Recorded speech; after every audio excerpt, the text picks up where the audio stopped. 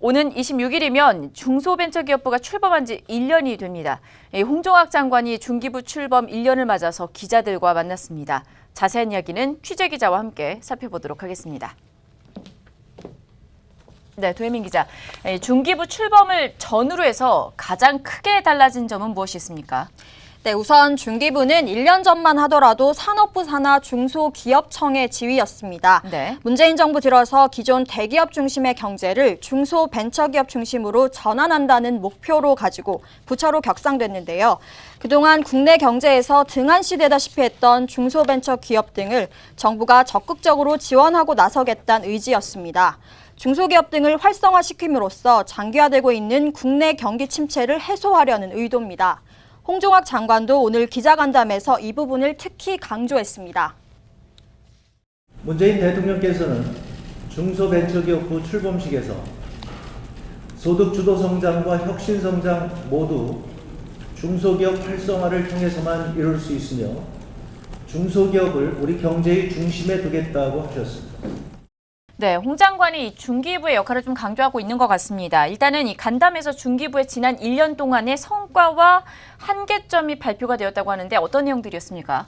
네, 일자리 소득주도 성장, 혁신 성장, 공정 경제 등 문재인 정부의 성장 전략을 바탕으로 중기부가 지난 1년 동안 했던 정책들이 소개됐습니다. 먼저 중소기업 관련 정책은 33건이었습니다.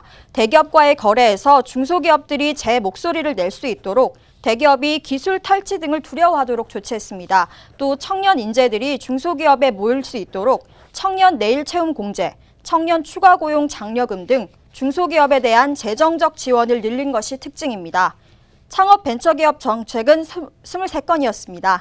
창업기업에 대한 세제 혜택을 최대 2배로 확대하고 부담금을 면제하는 등 창업 부담을 완화한 정책이 가장 눈에 띕니다. 다시 한번 벤처 붐을 이끌어내겠다는 의지가 읽힙니다.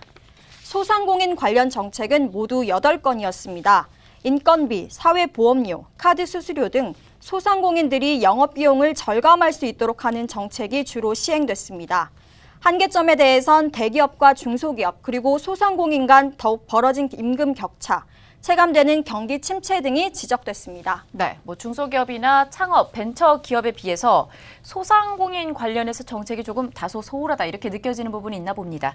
일단 그렇지 않아도 내년도 최저임금을 놓고 소상공인 연합회를 비롯해서 자영업자들이 정부와 현재 대립각을 세우고 있는 모양새잖아요. 소상공인 연합회는 중기부 출범 1주년을 두고 어떻게 평가를 하고 있습니까? 네, 소상공인 연합회는 오늘 공식 논평을 냈는데요. 한 단어로 요약하자면 아쉬움이었습니다. 최근 최저임금 사태가 결정적이었는데 소상공인 연합회는 중기부가 최저임금 문제에 대해서 소상공인들의 입장을 대변해 줄 것을 기대했지만 정부의 입장만을 소상공인에게 전달하는 듯하다면서 아쉬움을 토로했습니다. 하지만 희망을 걸기도 했는데요. 지금이라도 긴밀한 소통을 통해서 소상공인들의 입장을 정부 정책에 반영시키는 소상공인의 대변자 역할을 해달라며 중기부에 호소했습니다.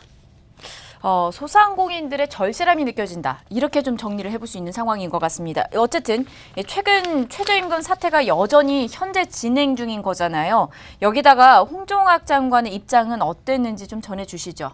네, 오늘 기자간담회에서 최저임금 사태에 대한 기자들의 질문이 좀 쏟아졌는데요. 홍 장관은 지난 세월 동안 문재인 정부만큼 중소기업과 소상공인을 위한 정부는 없었다는 점을 거듭 강조하면서 현재 최저임금으로 어려움을 토로하는 중소기업과 소상공인들의 목소리는 정부에 정확하게 전달하고 있다고 말했습니다.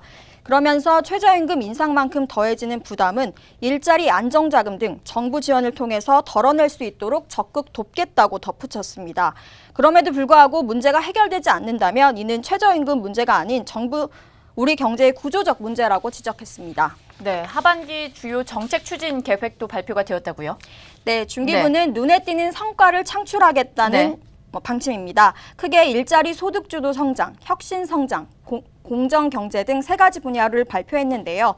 소상공인들의 소득 향상과 육성 방안 등 소상공인들을 위한 정책이 우선 제시되는 모습이었습니다. 또 지역 중소기업들의 혁신 성장 촉진 전략과 규제 점검 등을 통한 규제 혁신안도 주요 의제가 될 것으로 보입니다. 그리고 오늘 홍 장관은 또 중소기업이 살아야 우리 경제가 살아난다는 발언을 했는데요. 이러기 위해선 국민적 관심이 필요하다고 말했습니다. 우리 경제가 오랜 저성장과 양극화의 수렁에서 벗어나기 위해서는 우리 모두가 힘을 모아야 하는 것입니다. 우리 우수한 중소기업 제품 애용해 주시기를 부탁드립니다. 메이드 인 코리아 다시 한번 확인해 주시기 바랍니다. 함께 골목상권 지켜주시기를 부탁드립니다. 한 번이라도 더 전통시장을 찾아주시면 좋겠습니다. 네, 중소기업과 또 소상공인들의 대변인 역할을 잘 해왔는지 지난 1년 동안에 잘 돌아볼 만한 기회였던 것 같습니다. 지금까지 도혜민 기자와 함께했습니다.